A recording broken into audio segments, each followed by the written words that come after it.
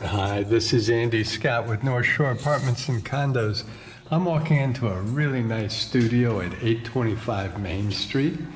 We walk into the front door and we can immediately see the living room and part of the dining area. If I turn to the right, we have a big walk-in closet. But if I turn to the left, I'm going to step out just a little bit. You see the entry area for the front door, and there is an entry closet. It's a smaller closet, but it'll handle your boots, your shoes. Has a hanging bar and a shelf. It's about 3 feet long, maybe a little bit less, 32 inches, and about 15, 18 inches deep. Okay, you also see it has a tile floor in the entry, so you can stomp your feet, get some of the schmutz off. Let's look at the living area. Again, this is a studio, but it's a big studio. And behind that curtain is a big walk-in closet. So from here to the wall, it's got to be 14 feet. You can see we have laminated hardwood floors. The windows are facing the back of the other building on Elmwood. Let's go over there and take a look. The windows are newer, really nice. So you'll get a lot of reflected light, but not a lot of direct light. Again, great windows. You're facing east here. Each of the apartments has its own air conditioner, which is really nice. And that's in the windows. And if I step into the dining area, you get your first look. You can see the sconces on the walls. You get your first look at the huge walk-in closet.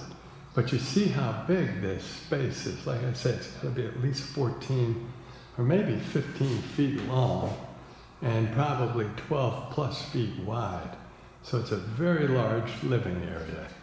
Before we go into the dining area, let's take a look at this walk-in closet.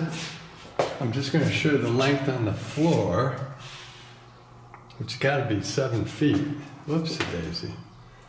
There's 4 shelves on the left side.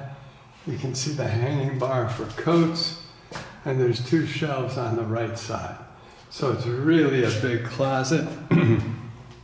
You also have that entry closet over there. Outlets throughout the apartment. And we'll take one more look.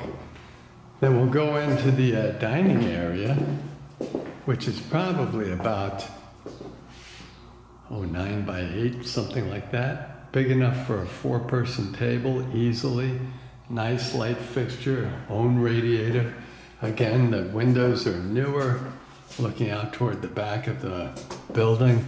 It's a little bit later right now, which is why I've got the lights on. From the dining area, we look into the kitchen. So, I mean, this is really a big studio.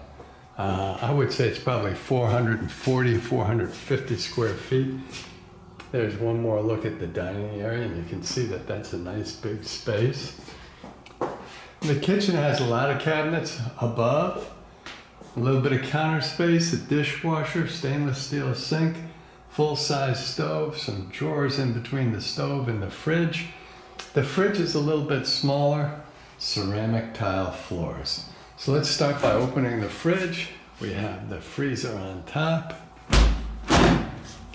fridge underneath with crisper drawer and butter dish. The stove is nice and clean, full-size stove. Nice and clean, also ready to be used. Oopsie daisy. Cabinets are standard maple cabinets. Oops, 2 feet high. 3 shelves. The shelves are about 10, 11 inches deep. We have a little bit of counter space between the fridge and the stove. And underneath we have drawers. The top drawer is the shallow drawer. The others are quite a bit deeper. And there you see the deeper drawers.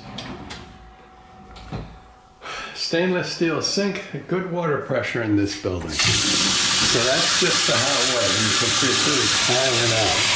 Drains very well. Underneath will be dry and able to be used as storage, which is terrific. You have 3 outlets against the walls and 3 large cabinet areas. There's 2, the third one is there. But same sort of thing, 2 feet high, 3 shelves, 10 or 11 inches deep. A little bit of counter space. There's for a microwave, something like that. And underneath, whoops, a daisy. And I'm having trouble. Here we go. There it is. We have a smaller dishwasher, but you can see it's stainless steel.